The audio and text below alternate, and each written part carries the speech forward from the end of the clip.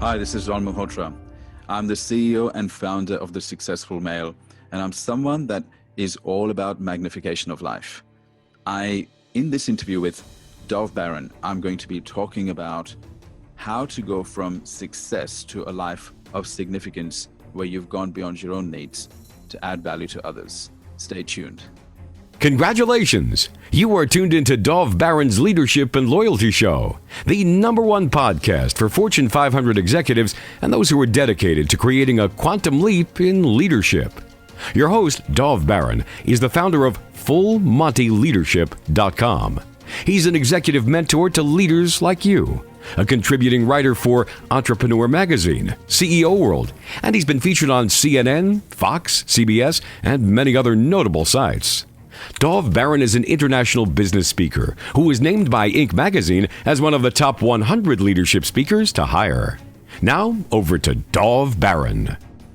Welcome, dear friends, fans, and fellow aficionados of leadership excellence. Thank you for joining us on this episode of Dov Baron's Leadership and Loyalty Tips for Executives, part of the Full Monty interview series. I'm your host, Dov Baron, founder of Full Monty Leadership, and I'm here to assist you tapping into the one thing that changes everything in your business. Let me ask you, what do you need to level up your leadership? Well, today we're going to be taking an insider look at, you may have the right title, you may even have the right accolades, clothes, even residence, but does any of it really matter?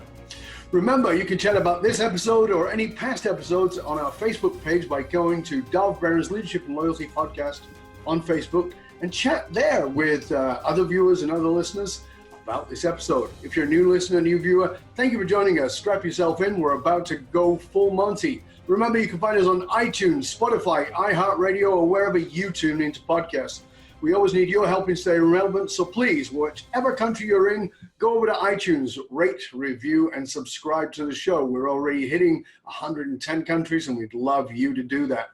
When you do, please go to the Facebook page and tell us you did it. Maybe we'll give you a shout out live on the show.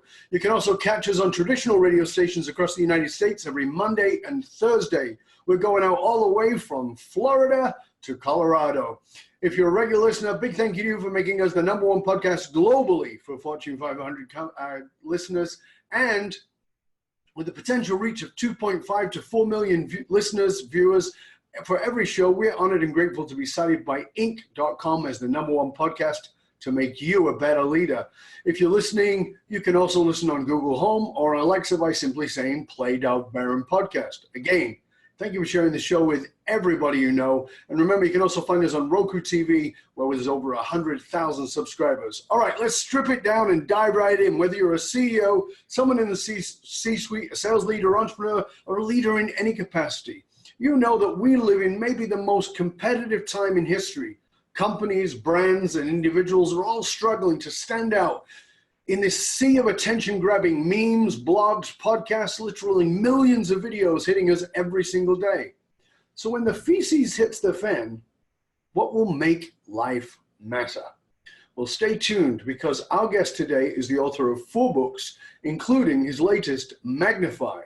What makes us Magnify, make your life matter.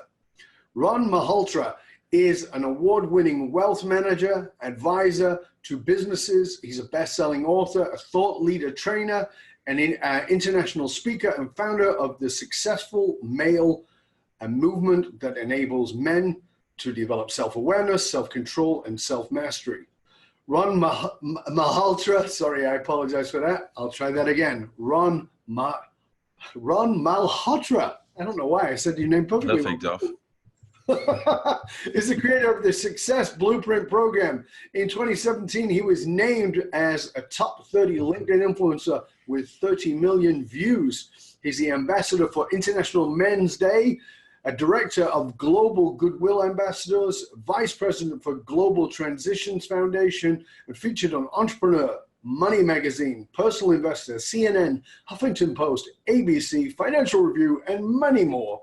Ladies and gentlemen, put your hands together for Ron Malhotra!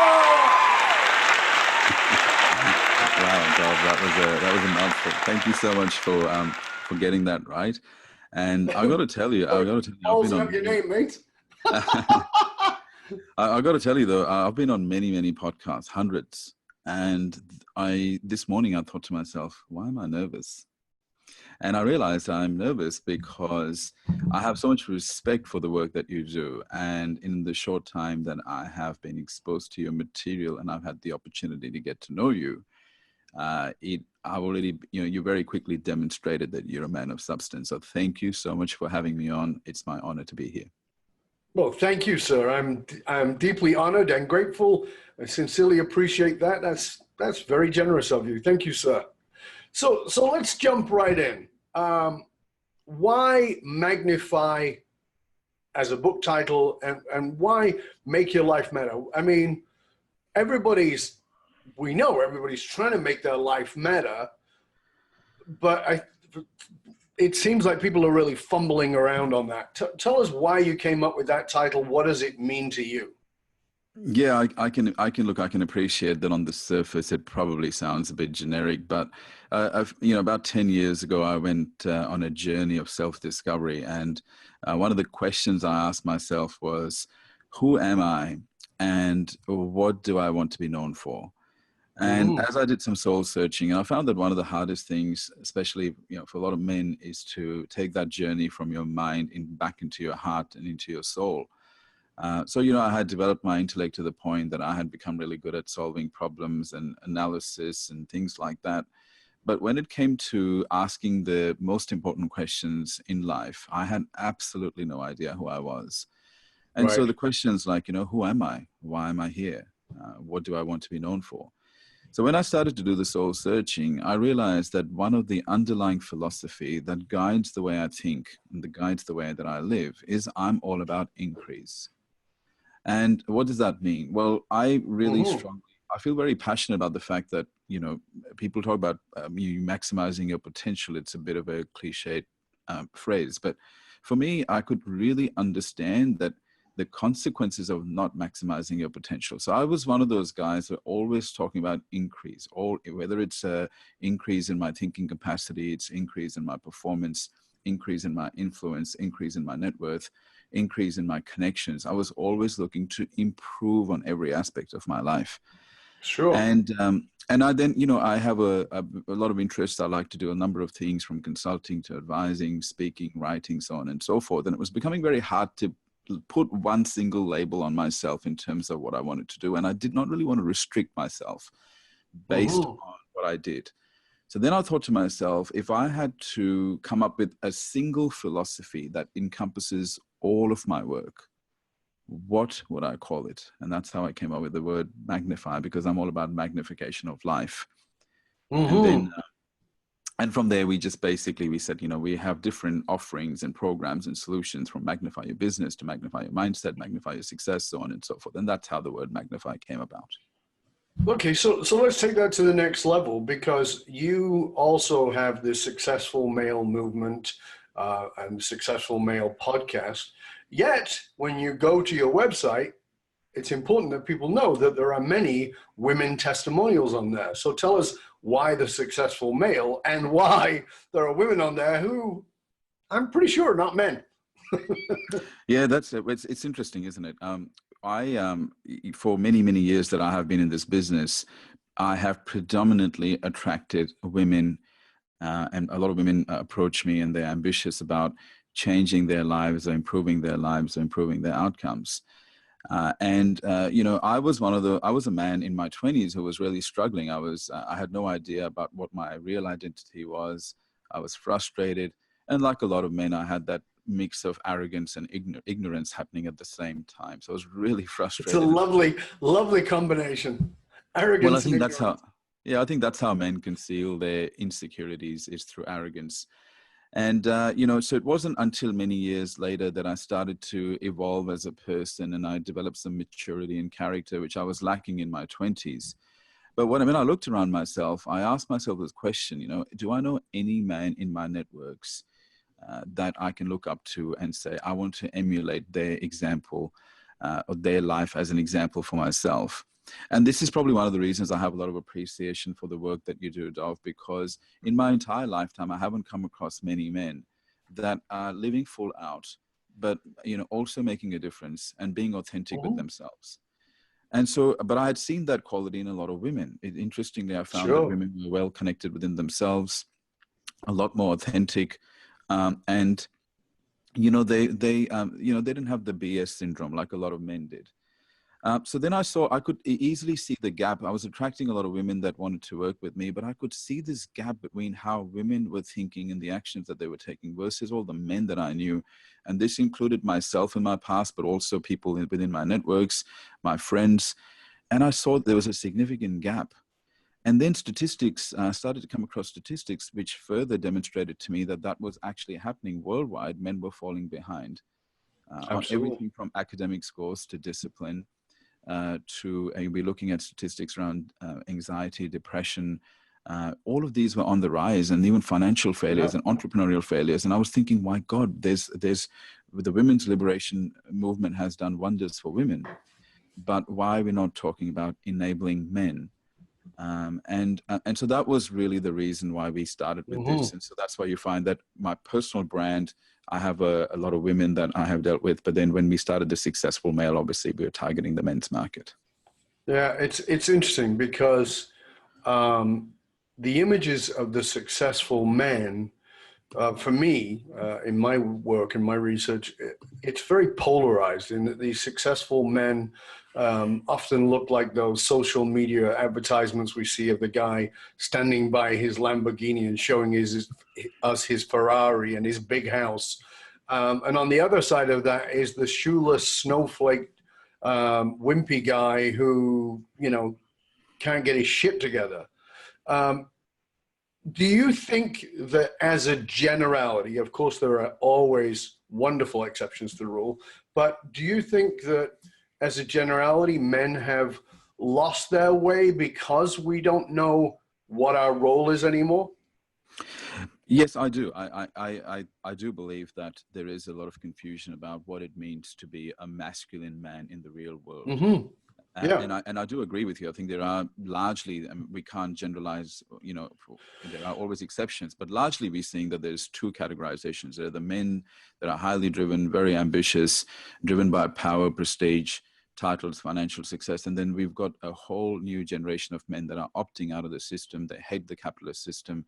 And their way of rebelling is, look, I'm not going to work. I'm only going to sit on the beach, meditate, do some yoga, eat organic food, and that sort of stuff. And I just feel that both extremes, they are misguided in terms of the fact that, if you put too much emphasis on the physical world and the material world, there are consequences of that. At the same time, if you deny the physical world and you use spirituality as an escape from the physical world, I think there is consequences of that. And I kind of realized that there was really no one talking about the integration of the physical and the spiritual, because at the end of the day, yes, people say we're spiritual beings having a physical experience or a human experience. Well, we might as well enjoy and master that physical experience as well. Let's not deny that and use that as a convenient excuse to move towards spirituality. So for us, it was a case of, we were misunderstood in the beginning. There was a lot of men that were calling me a feminist, and there was a lot of women that were calling me a sexist. And I said, well, you better make up your mind which one I am, because for me, it's really not about, I'm in no way anti-women. This is not about that at all. This is about understanding that one of the best ways to serve women, not that that was the core reason for doing it, but one of the best ways to serve women is to raise and develop men that have self-awareness, have tools for self-control and self-mastery. And really no one's doing that out there. So it was interesting that there was a lot of people did appreciate what we were doing, but there was a lot of people that were short-sighted about what we were doing. So we had to explain ourselves and say, look, man, we're doing this because out there in the world, the initiatives that are doing really well for men are initiatives that either make men feel like victims, they attack women and the feminist movement, or they talk about superficial things like dating and attraction, health and fitness, or style and grooming, but they don't go beyond that. Even today, if you look on Instagram, you'll find that initiatives that talk about that superficial aspect of what it means to be a man will have following that goes into the hundreds of thousands of people. Yet when you talk about when you talk about the real stuff like character, maturity, character development, courage, accomplishment, discipline, respect, you find that there is not that much interest in it yet. So I do feel that we are ahead of our times in leading that change, and it's come with a lot of challenges, which when I interviewed you on my podcast, I did say to you that, this has been a big challenge for me, because whilst I'm very good in terms of autonomy, I'm very good at managing my own performance. Now, this is a whole new ball game for me, because now this is not just about leading myself. And so that's how we got talking about it. And so that's what really the essence of the successful male is. Yeah, it's very interesting because, the argument, and because we've talked about it before, I've done the men's work since the early 80s and been involved in psychology and psychological development as well as leadership. And one of the things that's fascinating to me is men want to hold on to what's safe. I mean, human beings do, but men particularly want to hold on to what's safe and secure. And often that's an identity that doesn't really ring true in the world anymore. We come from backgrounds, we come from cultures, we come from traditions that say, this is what a man is, and this is what a woman is. And if you don't fit with that, it's easy to feel like an outcast. So let me ask you, on a personal level, what was that like for you at a traditional cultural level about what a man is versus what you've been conflicted with and then, moved forward in your life? What was that like? Because you would have had very strong role models that said, or cultural models about what a man was versus how you wish to aspire. So I grew up in a family where there was a lot of psychological drama and domestic, I wouldn't say violence, but there was abuse. And so for me, I grew up very confused as a young man. And, my father is a very good man, but sometimes I felt that he probably didn't lead with strength like he needed to at times. So growing up, I was a very confused young man. And so I didn't really have role models. And I looked around me. Most men that I knew were struggling or suffering in some way, or reaching for alcohol, or reaching for sex, and reaching for some sort of superficial way to numb their senses, as opposed to doing a deep dive. And every time I did try and ask any deep questions, I was either labeled gay, or some men would just laugh at me and go, "What's wrong with you, man? What are you doing?" And so I almost felt like it was very difficult to get men to talk about these sorts of things. And that's when I started to find that I was more comfortable talking to women, because for women, they were almost always searching for these types of conversations. So I found it naturally easy to connect with women. And that's why when I got into this business, it was only natural for me to attract women into this business. But if it was just if my main primary concern were just commercial considerations and profit, then I would have just kept doing that. But it really hurt me to see how many men were falling behind, and I felt that it was important that somebody was having this conversation. But it's interesting, I have been shot down and attacked a lot by men for using women as role models and examples, because there's a lot of stuff that I have learned from women. Sure, and so when I talk about that, some men love that and some men don't like that. Of course. And so it's a complex thing that I'm dealing with here, Dov. It's not an easy thing to deal with. So for me, my identity, I didn't really see myself as one of those domineering type of men. For me, being a real man started with self-control, because I knew that was the hardest part. It wasn't about controlling others. Whereas in society, a lot of the times we see men that control others as powerful. I really realized that was not the most powerful thing a man could do. The most powerful thing a man could do is to control themselves, which is why I talk about self-leadership. And that was the hardest challenge. And when I had overcome my own challenges and issues over a long period of time in all areas of my life, then at that point, I felt equipped to lead this movement. I thought, you know what? I've earned my stripes here. I've gone from this guy who had absolutely no idea, no education, no self-esteem, to then being able to create desirable outcomes in all areas of my life, including family, health, finances, business, so on and so forth. I have a lot of value that I have acquired over the years. Let me start sharing it. And so that's how the movement was born. It's very interesting because, in our conversation when I was on your show, we talked about, you live in Australia. I came from Australia, and it is a culture that is very macho in many, many ways. And it is also in many ways socialist in its roots, in that it's not particularly entrepreneurial. There have been some amazing entrepreneurs come out of Australia, don't get me wrong. But I remember tall poppy syndrome very well, and getting my legs slapped for thinking bigger than the other people who were around me. So there's this very male thing, you know, you have to have your ute, you know, and you gotta drink your beer, and you got to be able to outdrink the other guy, you know, and you go in the sun until your skin falls off, and you know, you're trying to bang as many women as possible and dominate and domineer, but at the same time, you want a good job with a good solid wage and a good pension. So it's very interesting because, you know, you're out there talking about advancing men. You're also extraordinary entrepreneurial. You're helping people grow their entrepreneurial businesses.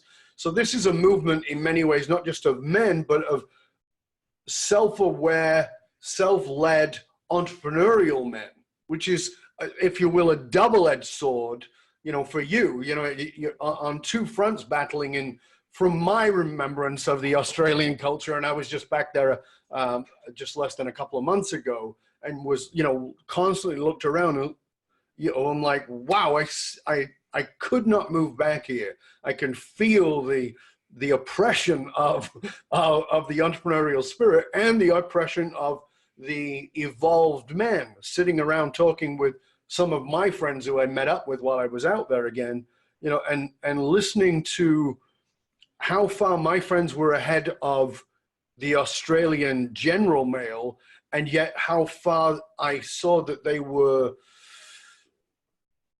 retarded in their development about what it really meant to be male. So, you know, it's an interesting thing for me, and I guess that's why you've expanded, because your business and your movement is not limited to Australia. You're now expanding into the United States. So tell us a little bit about moving from one culture to another culture. Yeah, really interesting observation you make, Dov. And it's probably the first time I've actually heard someone talk about it the way you just explained it. It is true. It's the irony of the Australian culture. So in many ways, we are subconsciously programmed, and we gravitate towards activities that highlight physical dominion.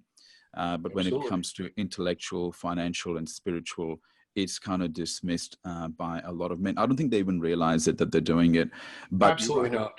But you're right. The chances are that if they were to look at somebody like yourself or myself, there is not a lot of respect for the type of work that we do, because there's a general assumption that only physical work equates to hard work, and physical work is generally something to be celebrated. And so there's almost this misunderstanding with, and look, there's always exceptions, but largely that is the case. A lot of people will misunderstand, but it's not just men in Australia. There's a lot of men. I found that a lot of men in the UK as well have a similar sort of a mindset. So it's one of the things for us is it's not about denying what they've done. We want to absolutely celebrate the fact that these guys are highly accomplished in maybe blue collar trade and so on and so forth.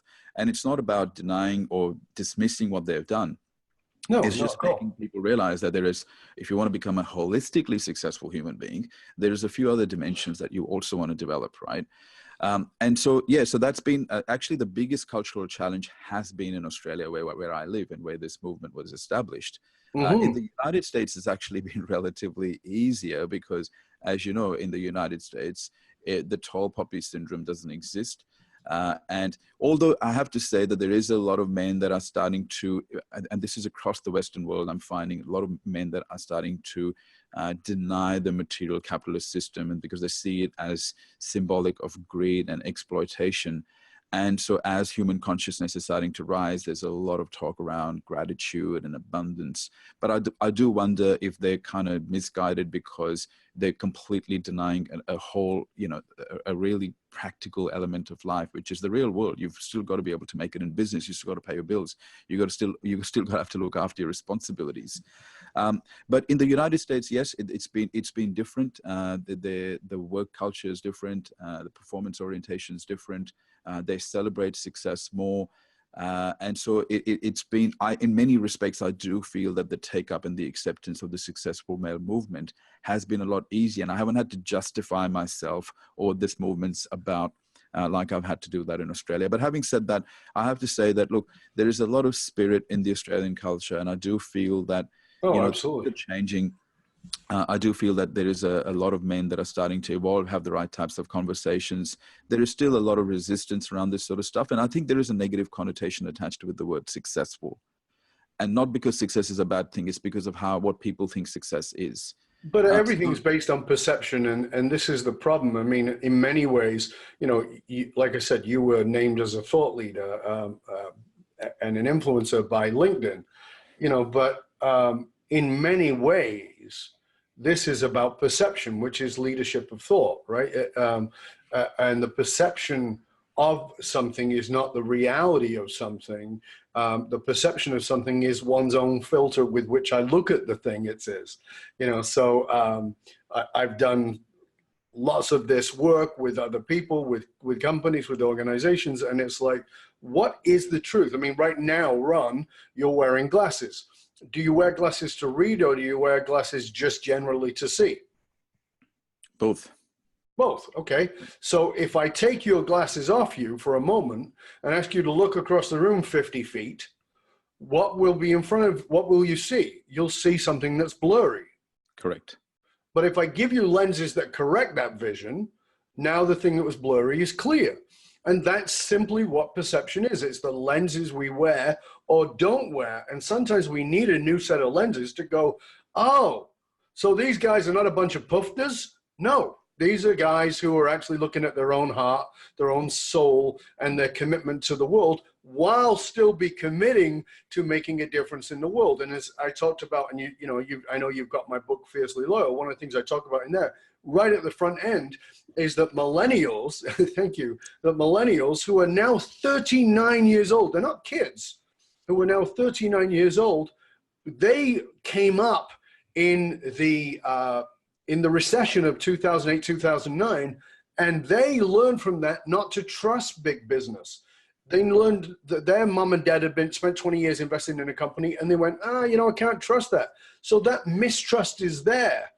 But we can't throw out the baby with the bathwater, and we have to pay attention to our need to understand that we have a social responsibility, we have a financial responsibility, we have an emotional responsibility, and we have a evolutionary responsibility. And it is about taking it to the next level. And this is, by the way, this is just psychology of human beings. When that evolution is about to emerge, when it's about to break through, we naturally get a polarization. Before it breaks through, there's a polarization. So that polarization right now is what we're seeing is, and we're going to see more of it, which is the rise of non-democratic capitalism.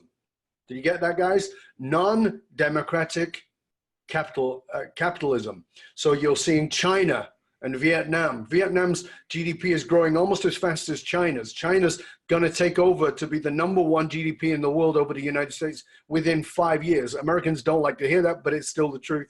Go read the numbers. So that's a non-democratic capitalism, right? It's an authoritarian capitalism. We're going to see the rise of that go out into the world, and people don't want the authoritarian if we're here in the West, but we've gotten so lazy and so entitled that we've forgotten that side of the deal. Now, on the other side, in that other world, is also they've forgotten about the soul and the heart and the connection and the need for human being connection. And this is the evolution that people like you and I are committed to, is how do we evolve all the aspects of not man, but mankind, and say, yeah, you need to make your money, but you need to take care of your heart. You need to take care of your relationships. You need to take care of your soul. You need to take care of your body. You want to feel good in the way that you look, but you also want to be good in the way that you look as well, in the way that you feel as well. And that, I love that that's what you're doing. That's what you're bringing to the world, is that's what you're pushing for, is this evolution. So talk to us now about that piece where I go to thought leadership, because that's a term that is really thrown around. What does it mean to you to be considered a thought leader? And why is that? Why does it even matter, or does it? Well, first of all, I'm encouraged by the fact that you understand what this is about, and this is what it gives me the ammunition to keep going, because it's been very challenging to consistently having to explain yourself when you're trying to do something that benefits people, yet you are treated as guilty before people see you as innocent. It's been a hard journey, and I think this is a big part of my leadership evolution has been that I have signed up for this. I understand that this is going to be a constant challenge. It comes with a lot of suffering, but the cause is so great in my heart that I must keep going. When it comes to evolution, for me, thought leadership is just taking an idea or a message that you feel very strongly about, and then creating a movement, a tribe, maybe a business, and creating impact around it. And sometimes all it takes is you've got to look at two opposing ideas and find a gap in the middle and say, well, no one's really talking about that. So there's two opposing ideas here. But why isn't anyone talking about this third idea, which may either be a combination of those two ideas, or it might be just something that's in the middle and might just say, well, hang on, none of those ideas are actually right. There needs to be an integration of the two ideas. So for me, it was a case of looking at was there men's initiatives out there? Of course there were. There's lots of women's initiatives out there, but what I saw was a gap, and I just asked myself this question: what would have really helped me in my 20s to avoid 10 years of pain and struggle? And I came to the conclusion, what would have helped me is a holistic model that would have shown me what it means to live a holistically successful life, and came with principles, mental models, strategies, and tactics and tools and frameworks that I could apply to minimize the incidence of bad decisions, to minimize mistakes in life, and optimize opportunities that were available to me. So I wasted a lot of time unnecessarily in pain. Not only did I cause pain to myself, I caused pain to people around me. And that, after all my education that I had done, I looked back and I thought so much of that was avoidable if I had the tools. And so that's how I then went about and created those tools. Looked at the gap in the market. And for me, I didn't go out saying I want to be a thought leader. I just said, well, here's something that I personally feel very strongly about. Here is a problem that exists in the world. Rather than saying somebody should solve it, let me see if I can solve it, because I've solved it for myself. So if I've solved it for myself, then maybe I can solve it for others as well. And that's where the process started. So for me, that is really the true essence of thought leadership. And then, of course, somewhere down the track, I had to become more strategic. And I realized that if I didn't have visibility, that I was going to be limited in my ability to make an impact. So that was a strategic aspect, which I admit, I thought, but what I said to people was, look, yes, I'm going to be in the media. Yes, I'm going to be doing keynote speeches. Yes, I'm going to be writing books. But really, you have to understand, I'm not building myself to serve me. I'm building myself to have the opportunity to serve at a higher level, which I'm not going to get the opportunity if I don't have visibility, because you can have all the expertise in the world. But if you haven't got the visibility that goes with it, your ability to make an impact is restricted. And so from that perspective, I had to become a bit more strategic. I had to learn about this industry. I had to learn what it takes for me, for this movement to be successful, for it to reach 1 million men across the world, which is the objective we set for ourselves. I needed this movement to be in prominence. I needed my message to be in prominence. And for that, I had to do a lot of things that I wasn't prepared to do. I had to be willing to stand out. I had to be willing to put up with ostracization, criticism, misunderstanding. I signed up for it. Right. But the thing, and so a big part of my development has been to take responsibility for what I signed up for. And there's a lot of great moments and there's a lot of difficult moments, and it goes hand in hand. But I just find that every year I feel my character is a bit more mature because of having to deal with these challenges. But let's go to that, because you talked about feeling the resistance and having a battle up against that and the pain. But at the same time, you were recognized by LinkedIn. You had, 30 million views. So that sounds like that sounds like no resistance. That sounds like, what do you think it was that drew 30 million views? I think it has to be the willingness to stand by what you believe, and to have the ability to take a message, even though you know that its time hasn't come yet, and being vocal about it, and doing it consistently. But what do you think it was in your message that pulled 30 million views when, other people might go, I've only had 5 views or 50 views or 500 views or 1,000 views? Well, I think it's consistency. So it's not something that's happened. This happened over a 2-year period. I think we ended up Of at course. 38 million views, when we started to look back and thought, well, this is the amount of views that we get each month. I think it was consistency and having the courage to stand by what you believe and not sitting on the fence. I think that was the key part for me, was that, look, if this is what I believed, there's a fair chance that this is going to be perceived as slightly controversial by a good percentage of the demographic. And yes, I may be misunderstood. I may have people that will ostracize me and criticize me as a consequence, but still not being prepared to compromise on what I believe. So not sitting on the fence was a big part of this, because thought leadership is a form of leadership. You may not necessarily be leading a team, but you're leading yourself and you're leading a particular message.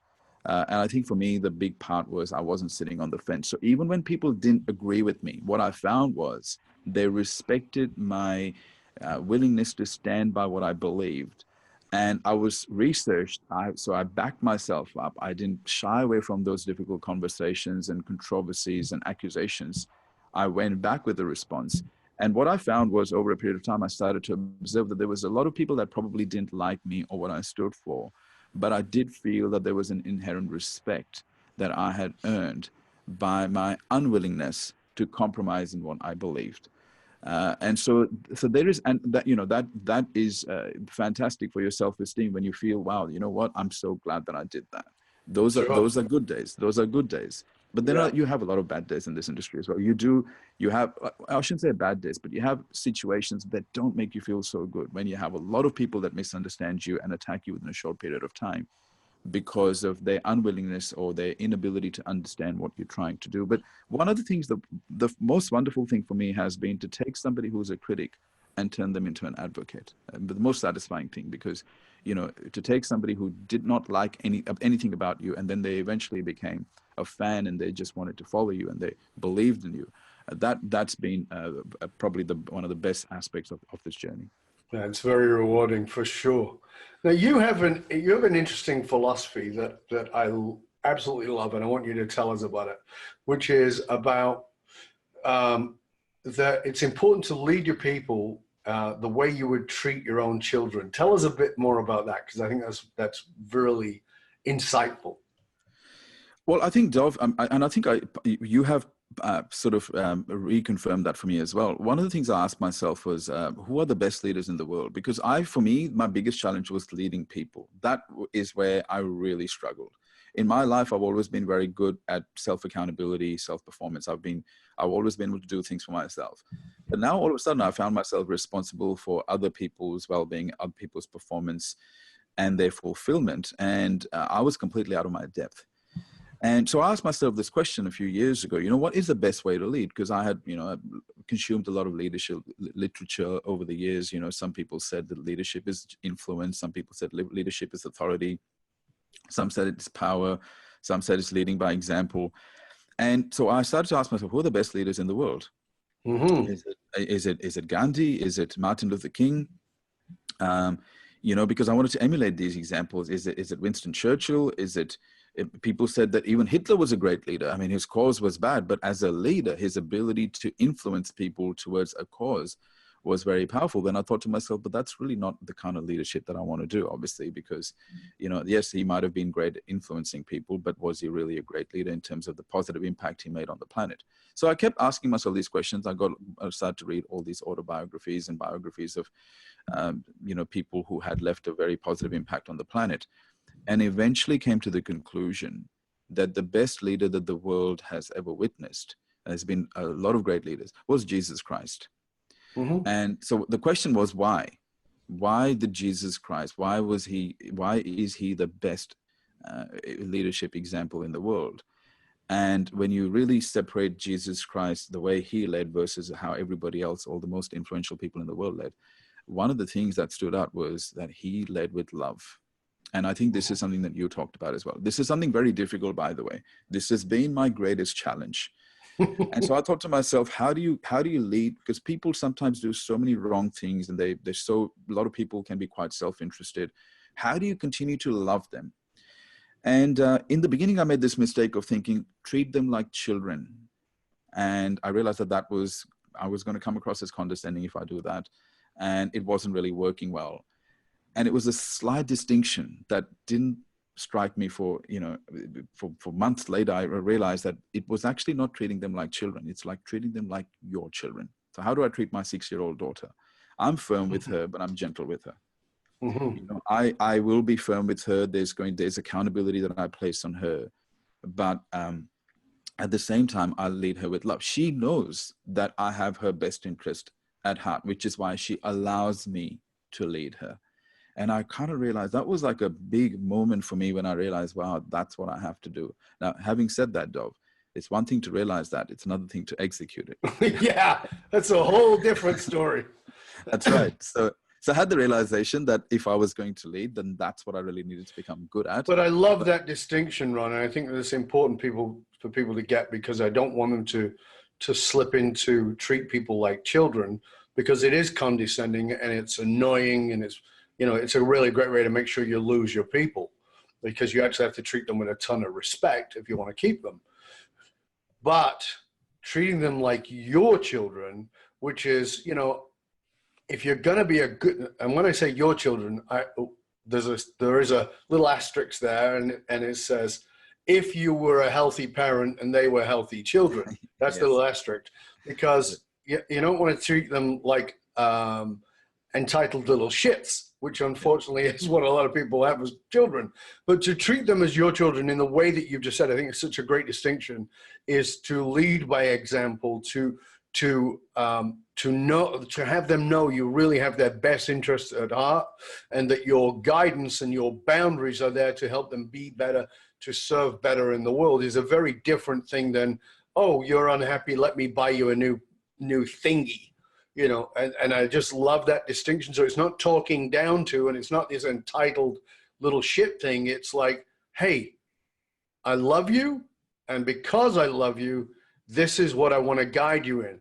You can ask me why, and I'll tell you why. And if I don't have a why, then I need to shut the hell up, because it's just a rule otherwise, and nobody likes that. And I love that distinction, and that's why I wanted to hit on it. And I really appreciate you sharing that distinction between treating people like children versus treating people like your children, provided you're doing healthy parenting, which is the asterisk. And I'm glad you put that caveat in, because that is important. Because not every parent, is teaching their kids well, or developing them or training them. But again, so I get the conceptual side of this. Like, I've got it now. Like, in terms of if there was a formula for good leadership, well, I feel that this is it. But hey, that's just the beginning for me to execute this in real life, especially when people, because sometimes people do things that make it very difficult for you to like them. And Absolutely. because my whole life, I have been very good at managing my own performance and managing myself. Now here I am now having to be responsible for other people's, or being responsible not for them, but responsible to them. It's a different ball game. It's a different ball. So what I realized was, now for the next 40 years of my life, this is what I need to get good at. If this is one skill that I can master for the next 40 years, and I know this is going to take me a long time, because most people are not selfless. I'm not selfless. And, how do I make sure that I don't compromise the interest of other people? And I've got that at the forefront of my mind and my policies and my strategies. So that's now for me is my challenge. Is I have developed myself in a number of areas, from money to business, to performance, to my own thinking, my personality. So I've done a lot of work on myself. But now I know that this new challenge is probably going to take up the next 40 years of my life. But I'm absolutely committed to it, because I do know that if I master this, that when I'm on my deathbed, I will be able to look back at my life and I'll go, you know what? I have done absolutely everything. Because this I believe is the hardest thing to master. To unconditionally love people and to extract superior performance out of them at the same time. It is not an easy thing. And so that's why I bought your book, because having consumed so much leadership literature, and you and I were talking about this. This is it now for me. I have to get good at this, because if I'm going to build anything of significance, if I'm going to have the impact that I want to have, the global impact that I want to have, and I want to do it with lots and lots of people, I don't want to do it by myself. I have to master this now. But I'm wise enough to know that this is not a 1 or 2 year journey. No, and So, I really appreciate you recognizing that, because I find that particularly again, men, we want to think, well, I'm gonna give 2 years to this and I'm gonna be done. No, you're never gonna be done. You're never gonna be done. I've been actively in this process for 40 years, exactly 40 years this year. 40 years, and I'm not done. And I know it won't be done in 40 more years. It's just not how it works. So it's an evolution, it's a deepening, it's not a finish line. And the quicker we can get to that, the quicker we can stop being pissed off and frustrated that we're not there yet. And because there is no there is always an evolution. And you'd be pretty upset if evolution stopped in life. So it's the same with you. But I want to come back to something here because of what you were just talking about. Because I said, my background, there's a lot of depth to that background, but part of it is psychology, and particularly in developmental psychology. And there's no doubt that we are impacted by our childhoods. And, I remember, you may have heard me talk about this before, that on an interview I was on in Saskatchewan in 1989, and the interviewer from the CBC said to me, "Who was your greatest spiritual teacher?" And I said, "Oh, that's easy. There was two." And he said, "What? Who were they?" And I said, "One was travel, and which we won't go into." And they said, "Okay, who was the other?" And I said, "My father." And they're like, "Oh, really? Your father? Your father was a very deeply spiritual man too?" And I'm like, "No, my father was a spiritual imbecile. He was a narcissistic, sociopathic, selfish dick who had no spiritual grounds at all." And they said, "Well, how was he such a spiritual influence on you?" I said, "Because over time, he taught me who not to be." And so our childhoods, our life, who we're born into, the culture we're born into as a family, as a faith, a religion, an ethnicity, a nationality, whatever it might be, all those things have had impact on us. How do you see that your childhood has had the strongest negative and positive impact on you in I think becoming a leader? yeah, when you start to embrace gratitude, you try and understand, and you try and see every aspect of your life as serving you in some way. I really strongly believe now that the universe does have our back. It may not do things the way we want it to, but through these stages where I absolutely hated and blamed my parents for everything, to then saying, "Okay, you have taught me who not to be," to then going the next stage where going, "No, you've actually taught me who to be as well."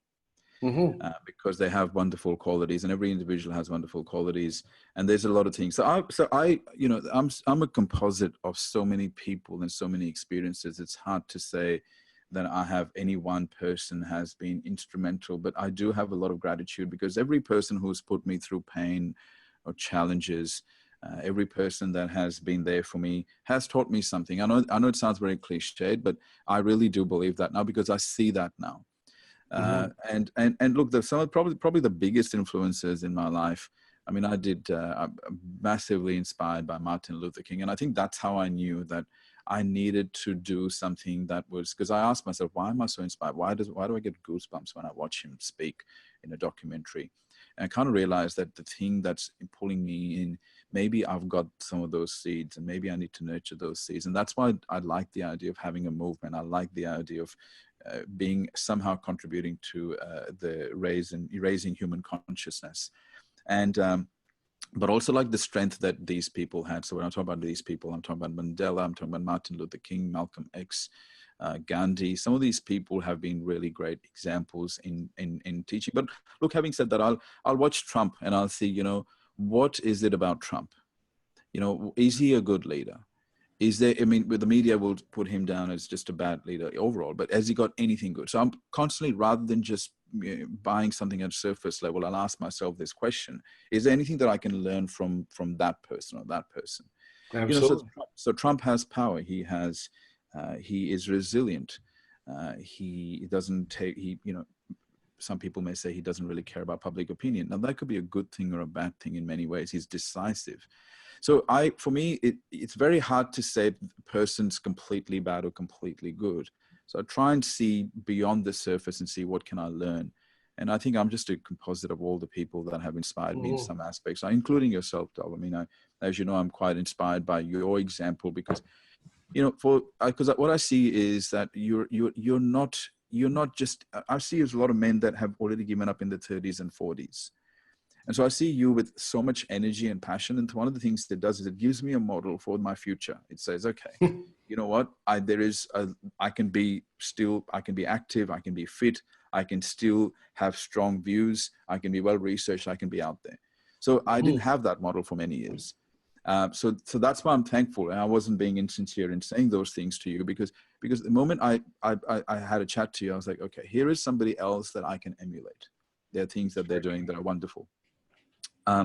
So it's hard for me to nail any one person, but you know, I do feel that now I do see my dad is great. You know, there's a lot of things that he's very good at. He's extremely spiritual. He's very socially he's so advanced. I never saw that because I saw my father as somebody who wasn't accomplished.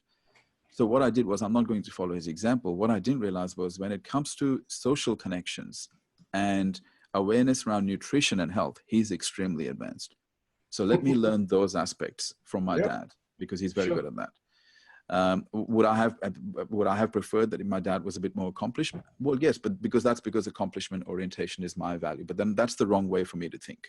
I have to literally shift my focus and go, my dad is brilliant. Everybody likes my father. He's so he's so personable, he's so sincere, and he's so trustworthy. What are those things? Can I incorporate that within my leadership model and within the kind of person that I want to be? So that's what I'm looking for. And I think that's, like you said, it's all about perception. It's what are you looking for? Are you looking for flaws or are you looking for things that you can emulate? And it is natural for us to look through the lenses we wear. And so if your lens is performance and you look at somebody who's not performance driven, then you see them as a failure. But their lens may be social skills. And if they're looking through the lens of social skills, they see themselves as very successful, and they might see someone else as a complete failure who is a high-performing individual. So it really depends on the lenses. And one of the things that great leaders understand is how to move lenses, which is very difficult. We can do it superficially as a concept, but to actually go, oh, how can I be in that person's world? And because the reason is again, part of social conditioning is because if we can be empathetically moved into somebody else's perception, we're seen as flip-flopping. We're seen as being unstable and not having solid views. But I want to be, in my life, I want to be a person who can totally hear you, even if I completely disagree with you. And I think, you know, I spoke at the UN with the head of war, which is, you know, was the head of the neo-Nazi movement, who I helped to get away from that world. And now he's he was the head recruiter for them. And he now runs an organization called Life After Hate, which helps people to not do that anymore. And he speaks all over the world and has been to Auschwitz and does wonderful, wonderful work. I'm very proud of Tony in who he is and as a friend. But you know, when we were interviewed at the UN together, people said, how could you, Dov, as a Jew, mentor this guy who was a neo-Nazi? And I said, because he's me. And they're like, well, you're a neo-Nazi? No, because he's a human who took on something and a behavior. But the behavior doesn't define the person. It may define them to them, but it doesn't have to define them to me. I'm willing to see you beyond the color of your skin. I'm willing to see you beyond your philosophy. But I also am willing to see when you're not interested in anything but your philosophy. So for instance, I've used this example before in that if you did a lie detector on Donald Trump, we know he's been like 80,000 lies is the fact checking, right? And it's an insane amount of lies. But I've often said if you did a lie detector test on him, he would pass. Because he believes what he says, even when it's complete bullshit. Like, not my opinion, here's the facts on the numbers. Doesn't matter, he believes it. And that psychology inside of him is one that isn't changing. So the people who go into to advise in the White House because they hope they're going to change the president, you know, whether that was his chief of staff, you know, who really went in there as a general to to really help him be more politically aware and to be more presidential. It's a losing battle because there are certain people who decide this is who I am and it is immovable. And that's fine. So you come to a place in that part of your leadership where you have to decide, what Brad Blanton talked about many years ago, which is radical acceptance or radical rejection. And radical acceptance is, this is who you are. You're not going to change. So I can find good things in that and be okay with that, or I can't be okay with it. That's okay. I just cannot be with this. It's not okay. I understand. And it is toxic for me to be in that environment. And that's all right, because, you know, the Jesus syndrome is to try and save everybody. And you know what that gets you? That gets you 2 pieces of wood and a couple of nails. That's what that gets you. You don't want to try and save everybody. We can't save everybody, but we can help and we can assist and we can empower those who say, is there more? I wonder what it is. I can't see it yet. But is there more? I want to talk to Ron. I want to talk to Dove. I want to find out if there's something more. And even if it's only inch by inch, then they'll move forward. That's very different than the person who says, no, I'm digging my heels in and I'm nailing my boots to the ground because I'm not going anywhere. This is my identity. And that is what leadership is to be able to create that distinction, to have that discernment between the person who doesn't just say, I want to learn, want to grow, want to evolve, but is willing to step in to the massive discomfort of that change, even at a minuscule level, because it is uncomfortable. And the person who says, no, I will not move, right?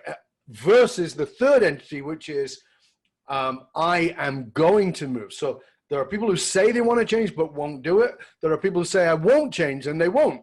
And then there are the people who say, I'm finding this very difficult, like you talked about. I've been up against the wall with this, but I am going to do what it takes. Those are my people. Those are my clients. Those are the people I work with. They're already super successful. They're doing great. And everybody else is going, I want to be you when I grow up. But they understand, oh, it's not supposed to be easy. The wheel polishes the diamond and it has to grind the shit off in order to get to the diamond. Okay. So with that, let me ask you, what keeps you going on a shitty day? Because we all wake up with them. We all have one of those days where we go, oh, let me just pull the blankets over. What keeps Ron going on those kind of days? Yeah, I mean, what you just said is so true.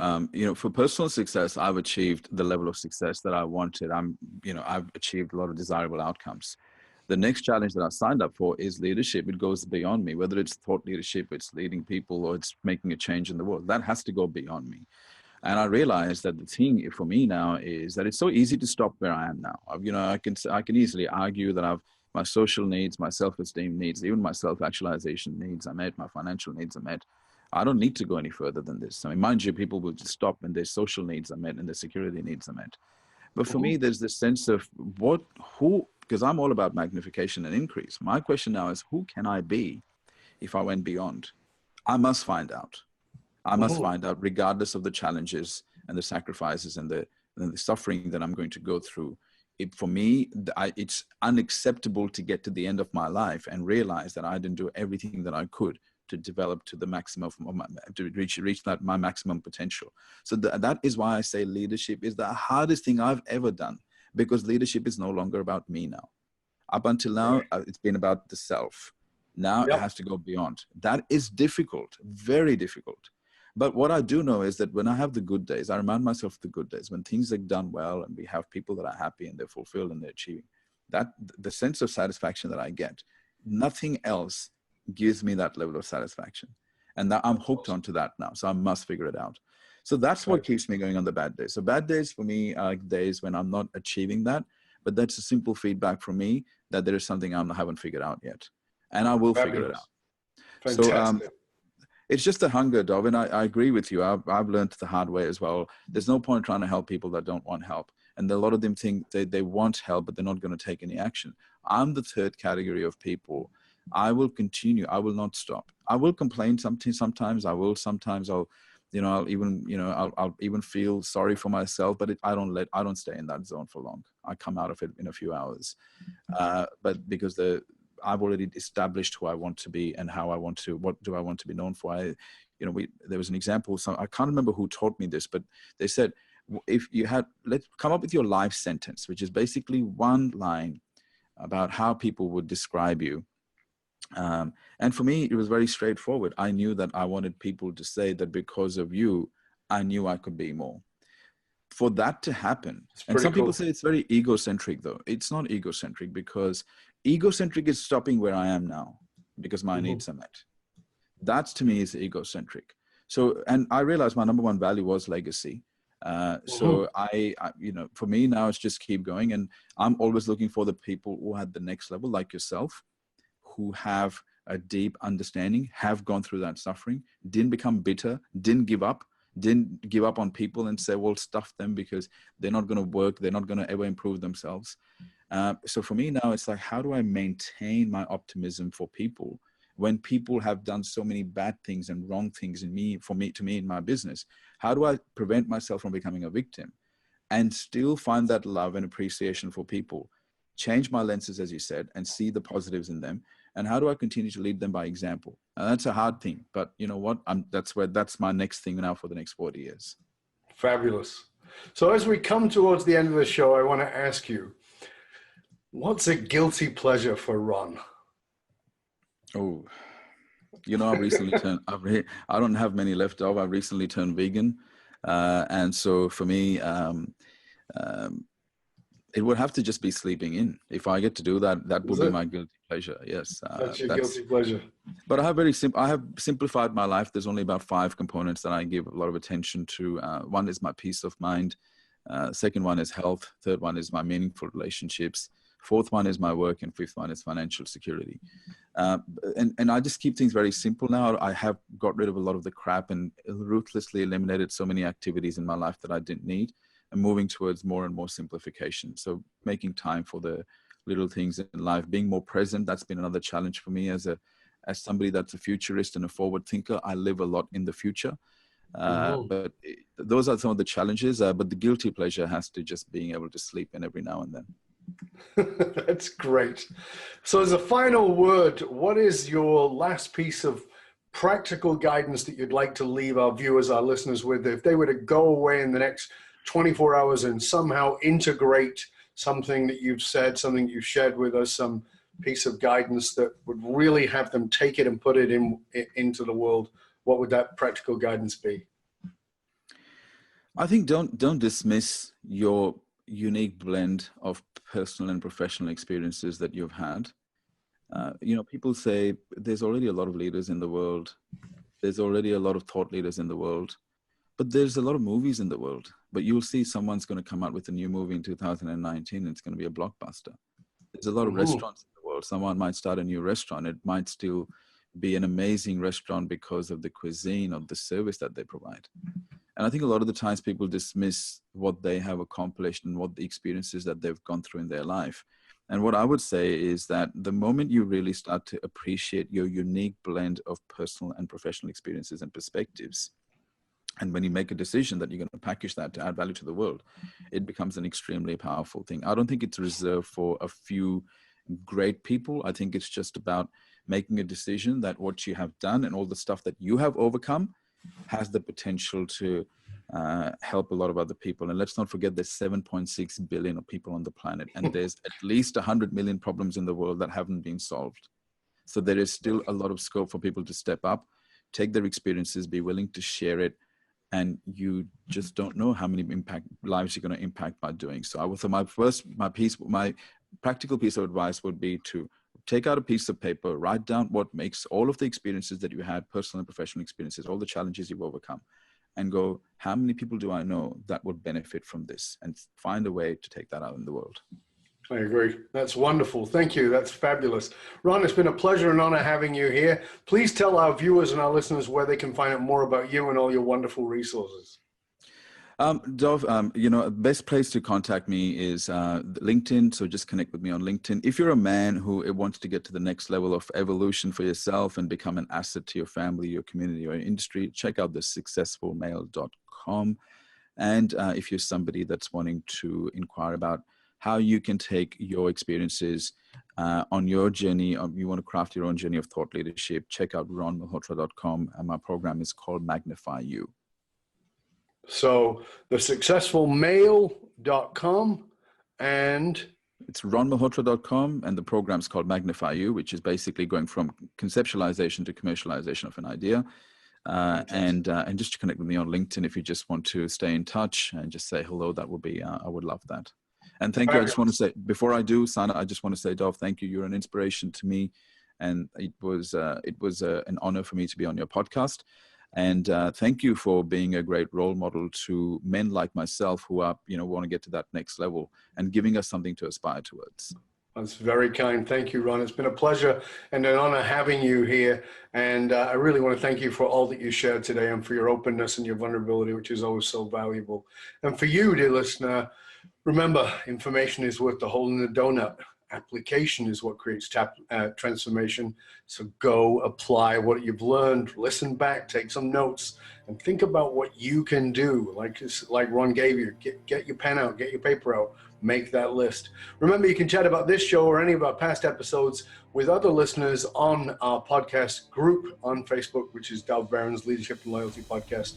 And remember, the research consistently shows that even the fastest growing companies face the challenge that is somewhat counterintuitive in that they spend a fortune training and developing talent only to have them leave at an alarming rate. If you're sick of investing in the training and development of your talent only to have them leave before you get a return on your investment, then come talk to us at fullmontyleadership.com, where we provide you with the essential leadership skills to rekindle and amplify the hidden loyalty assets inside of your organization by tapping into purpose. fullmontyleadership.com, providing you with the concrete soft skills to get you and your organization to the top and keep you there. Why? Because you can't outsource authenticity.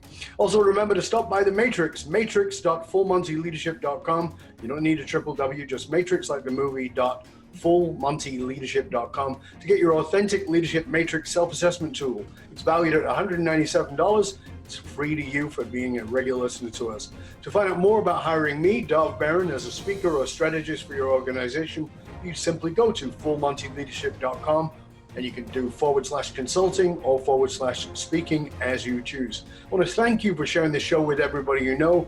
Till next time, stay curious, my friend. Stay curious about the deeper meaning of your life and what is really possible at that next level for you.